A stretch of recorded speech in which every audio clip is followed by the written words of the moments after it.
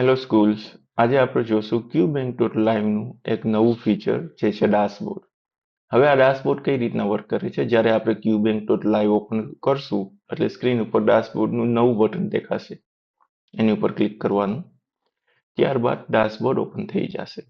હવે કન્સિડર કરીએ કે આપ એક સ્કૂલના પ્રિન્સિપલ છો અથવા તો ટીચર છો. તો હવે તમને આ એનાલિટિક્સનો ડેટા કઈ રીતના મદદરૂપ થશે એ આપણે જોઈએ.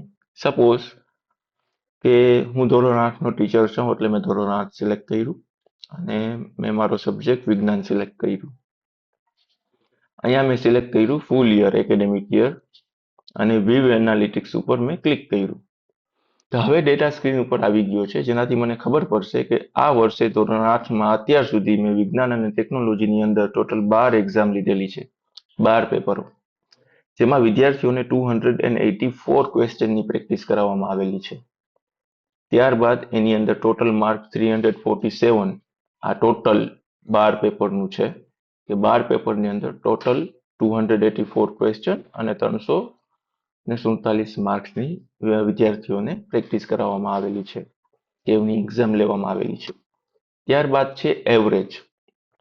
અહીંયા એ એવરેજ બતાવશે કે અહીંયા 23.7 ક્વેશ્ચન્સ બતાવે છે, મતલબ કે હરેક પેપરમાં એપ્રોક્સિમેટલી 20 થી 25 ક્વેશ્ચનો પૂછવામાં આવેલા છે અને જેનું માર્કિંગ એવરેજ છે 25 થી 30 એપ્રોક્સિમેટલી, કે ભાઈ 25-30 માર્કના પેપર લીધેલા છે, જેની અંદર 20 થી 25 પ્રશ્નો પૂછવામાં આવેલા છે, એવા 12 પેપર આપણે લીધેલા છે. ત્યારબાદ છે ચેપ્ટર કવરેજ. હવે ધોરણ 8 વિજ્ઞાનની અંદર ચેપ્ટર્સ પ્લસ અધર અસાઇનમેન્ટ્સ હોય એનું ટોટલ છે આ 16. એમાંથી 8 ચેપ્ટરો કવર કરેલા છે આ 12 એક્ઝામમાં. 12 પેપર જે બનાવ્યા એની અંદર 8 ને કવર કરેલા છે, જેનું મતલબ છે કે 50% સિલેબસ એક્ઝામ લઈને કવર કરી લેવામાં આવેલું છે અત્યાર સુધી. તો આનાથી એક આઈડિયા આવે કે ભાઈ કેટલું સિલેબસ આપણે છોકરાઓને એક્ઝામ વતી કવર કરાવેલું છે. અહીંયા એક નોર્મલ ટેગ બી આવશે જો એવું લાગશે કે સોફ્ટવેરને એવું લાગે કે આ સમય દરમિયાન અત્યાર સુધી લો કવરેજ છે, મતલબ કે ઓછા પેપરો લેવાના છે, કેમ કે ઓલરેડી ડિસેમ્બર ચાલી રહ્યું છે. તો એ એક માઇનર અહીંયા મેસેજ બી આપશે કે લો કવરેજ ઇન સિલેક્ટેડ રેન્જ, મતલબ કેમ કે 16માંથી 8 ચેપ્ટરોની પ્રેક્ટિસ કરાવવામાં આવેલી છે, 50% સિલેબસ કવર કરાવવામાં આવેલું છે. ત્યારબાદ મોસ્ટ યુઝ ચેપ્ટર, એટલે કે અહીંયા બતાવશે કે ધોરણ 8 વિજ્ઞાનની અંદર કયો ચેપ્ટર સૌથી વધારે એક્ઝામની અંદર પૂછવામાં આવેલો છે અત્યાર સુધી. તો એ છે પહેલું ચેપ્ટર પાક ઉત્પાદન અને વ્યવસ્થાપન, જેમાં 72 ક્વેશ્ચન, 72 ક્વેશ્ચન્સ અત્યાર સુધી આ 12 પેપરમાં ટોટલી આપણે પૂછેલા છે વિદ્યાર્થીઓને. તો આની ઉપરથી આઈડિયા આવે કે કયા ચેપ્ટર ઉપર વધારે ભાર અપાઈ રહ્યો છે એક્ઝામ્સની અંદર. ત્યાર પછી આપણે જોશું કે લિસ્ટ યુઝ ઓર ઇગ્નોર્ડ, મતલબ કે કયો ચેપ્ટર સૌથી ઓછો પૂછવામાં આવેલો છે. તો એ છે 5મું ચેપ્ટર વનસ્પતિઓ અને પ્રાણીઓનું સંરક્ષણ, જે માત્ર 8 ક્વેશ્ચન જ એના પૂછવામાં આવેલા છે ટોટલ 12 પેપરની અંદર. તો આ ડેટા ઉપરથી પ્રિન્સિપલ હોય કે ટીચર હોય એને એક મદદ મળે કે ભાઈ કયા ચેપ્ટર ઉપર સૌથી વધારે ભાર અપાવવામાં આવી રહ્યું છે અને કયું ચેપ્ટર છે જેને ઇગ્નોર કરવામાં આવી રહ્યું છે.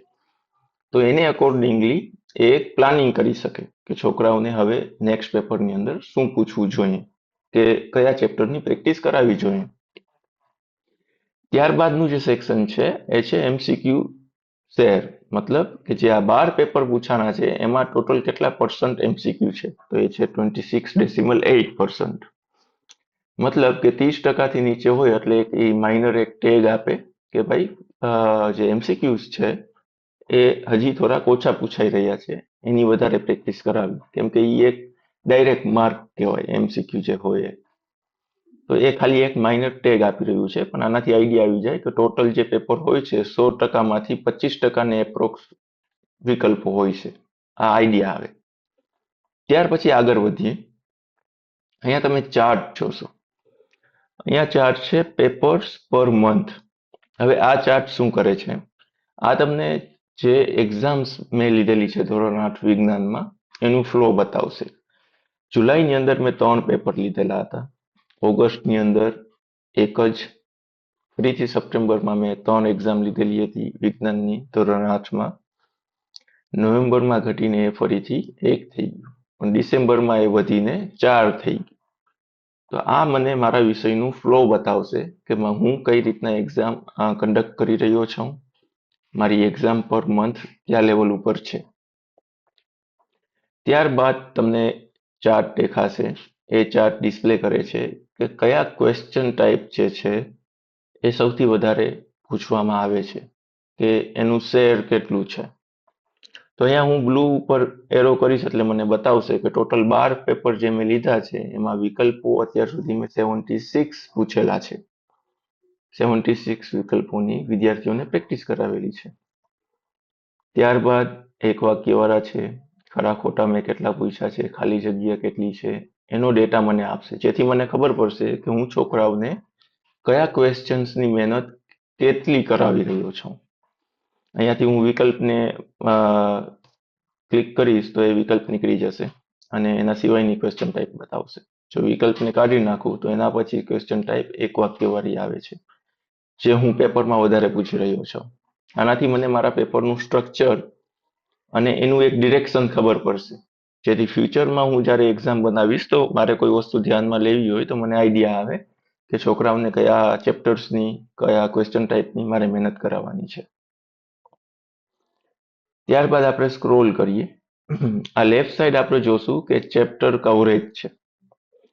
તો હવે સૌથી વધારે હું કયા ચેપ્ટર્સ ઉપર ભાર દઈ રહ્યો છું, કયા ચેપ્ટર્સ સૌથી ઓછા કન્સિડર કરી રહ્યો છું એક્ઝામમાં, મને આ ચાર્ટથી ખબર પડશે. તો અહીંયા આપણે જોઈએ કે ભાઈ પહેલો ચેપ્ટર જે છે પાક ઉત્પાદન અને વ્યવસ્થાપન, એ સૌથી હાઈએસ્ટ ઉપર છે. 72 ક્વેશ્ચન્સ અત્યાર સુધી એના પૂછી લીધા છે. ત્યાર પછી છે 8મું ચેપ્ટર બળ અને દબાણ. ત્યાર પછી 7મું છે કિશોરાવસ્થા. એવી રીતના અધર જે ચેપ્ટર્સ છે એનો ડેટા છે. એનાથી મને આઈડિયા આવે કે ભાઈ કયા ચેપ્ટરની મેં મહેનત કરાવી લીધી છે, પ્રેક્ટિસ કરાવી લીધી છે વિદ્યાર્થીઓ પાસે, અને કયા ચેપ્ટર્સ બાકી રહી જાય છે. તો નેક્સ્ટ જ્યારે હું પેપર બનાવીશ તો મને આ ડેટા એમાં કામ આવશે કે મારે કયા ચેપ્ટર્સ ઉપર વધારે ભાર દેવો છે. આ પેપર્સ બાય સ્ટાન્ડર્ડ છે, એ હું પછી એક્સપ્લેન કરીશ, એને હમણાં રાખી દઈએ. આ માર્ક બાય એક્ઝામ ટાઈપ છે, એને બી આપણે પછી જોશું. અહીંયા જે MCQ ઓવર ટાઈમ છે એ ચાર્ટ દેખાડી રહ્યું છે કે MCQ મેં મંથ બાય મંથ કેટલા કન્સિડર કરેલા છે, કેટલા પર્સન્ટ એમ. જુલાઈની અંદર જે પેપરોમાં મેં 28% MCQ કવર કરેલા હતા, ઓગસ્ટમાં 29, એવી રીતના સપ્ટેમ્બર, નવેમ્બર, ડિસેમ્બર. પછી હું સ્ક્રોલ કરીશ એટલે નીચે મને એક સ્માર્ટ ઇનસાઇટ બતાવશે. સોફ્ટવેર મને સજેશન આપશે. ફોર એક્ઝામ્પલ પહેલું સજેશન આપણે વાંચીએ. પસંદ કરેલા સમયગાળામાં એટલે કે આ એકેડેમિક વર્ષમાં માત્ર 50% પ્રકરણોનો સમાવેશ થયો છે. આનાથી મને ખબર પડશે કે મેં જે પ્રેક્ટિસ એક્ઝામની અંદર કરાવેલી છે મારા વિદ્યાર્થીઓને, એ 50% સિલેબસને કવર કરે છે, મતલબ હજી 50% બાકી છે. ત્યારબાદ છે 66.9% પ્રશ્નો માત્ર નીચેના પ્રકરણોમાંથી પૂછાયા છે. પહેલું પાક ઉત્પાદન અને વ્યવસ્થાપન, 8મું બળ અને દબાણ અને 7મું કિશોરાવસ્થા. તો આનાથી મને સોફ્ટવેર એવું સજેશન આપી રહ્યું છે કે આ 3 ચેપ્ટર ઉપર હું વધારે ભાર આપી રહ્યો છું. જો આ ઇન્ટેન્શનલ હોય તો કોઈ ઇસ્યુ નથી, પણ આનાથી મને ખબર પડશે કે ભાઈ આ 3 ચેપ્ટર છે એની મેં પ્રેક્ટિસ કરાવી લીધી છે છોકરાઓને વધારે, હવે મારે બીજા ચેપ્ટરો ઉપર ધ્યાન દેવું જોઈએ.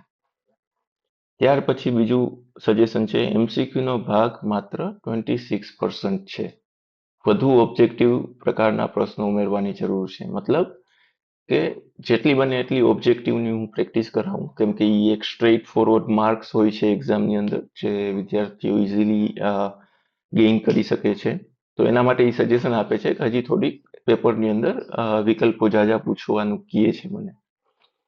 ત્યાર પછી ડિસેમ્બર મહિનામાં સૌથી વધુ 4 પ્રશ્નપત્રો બનાયા છે.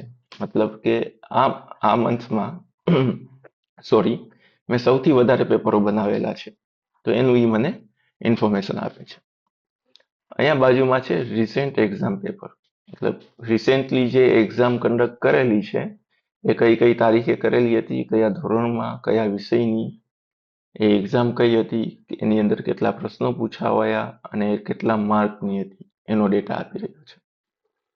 આ છે એનાલિટિક્સ ડેશબોર્ડ, જેના મદદથી મને ખબર પડશે કે મારી જે એક્ઝામ્સ છે એ કયા ડિરેક્શનમાં અત્યારે જઈ રહી છે અને હવે મારે જે પ્લાનિંગ કરવી છે એ મારે કયા ડિરેક્શનમાં કરવી છે. તો એનો એક પ્રોપર ઓવરવ્યૂ આપશે આ એનાલિટિક્સ ડેશબોર્ડ, જેથી મને મદદરૂપ થશે કે કઈ રીતના હું નેક્સ્ટ એક્ઝામ કન્ડક્ટ કરું. હવે સપોઝ કે હું અહીંયા ધોરણ 8 કાઢી નાખું છું, મારે એન્ટાયર એનાલિસિસ જોવું છે. હવે હું વ્યૂ એનાલિટિક્સ ઉપર ક્લિક કરીશ. હવે મેં અહીંયા એન્ટાયર ડેટા લઈ લીધો છે, જે મને LKG નર્સરીથી લઈ ને ધોરણ 8 સુધીનો ડેટા આપી રહ્યો છે. હવે જે ચાર્ટ બાકી હતા એ હું તમને બતાવું. આ પેપર્સ બાય સ્ટાન્ડર્ડ આ બતાવશે કે કયા ધોરણમાં કેટલી એક્ઝામો લેવાઈ રહી છે. ધોરણ 1 છે, 2 છે, એવી રીતના 8 ધોરણ LKG નર્સરી. અહીંયાથી મને ખબર પડશે કે ધોરણ 6 જે છે એની અંદર હાઈએસ્ટ એક્ઝામ પ્રેક્ટિસ કરાવાઈ રહી છે સ્ટુડન્ટ્સને, અને સૌથી લો છે એ નર્સરી છે. ત્યારબાદ ધોરણ 1 ની અંદર કેટલા, તો કે અત્યાર સુધી 32 પેપર્સ લીધા છે. ધોરણ 8 ની અંદર અત્યાર સુધી 58 પેપર્સ લીધા છે. આ મને ઓવરવ્યૂ આખી સ્કૂલનું આપશે કે કયા ધોરણની અંદર કેટલી એક્ઝામો કન્ડક્ટ થઈ રહી છે.